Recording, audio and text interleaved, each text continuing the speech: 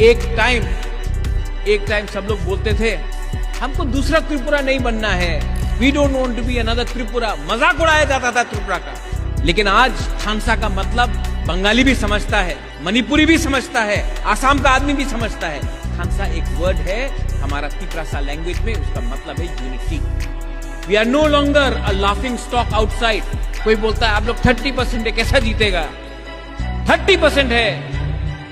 महाभारत में 5 पांडव था, 100 कौरव था, 5 पांडव जीता क्योंकि 5 लोग एक संग होकर फाइट किए। जब मैं शिलोंग में था, कलकत्ता में था, मुझे लगा सब ये लोग अपना बुकुंग बारा नाक चपटा लोग मेरा है।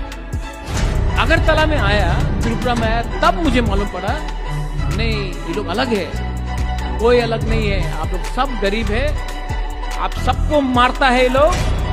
और सब किसी को जो आपको मारता है ना, उनको मालूम नहीं है कि आप देवबर्मा है या जमतिया है, मुरा सिंह है कि रियांग है, दे डोंट नो। तो हम लोग ऐसा लगता नहीं मारो इन लोगों को, इनको दबा के रखो, इनको गरीब रखो।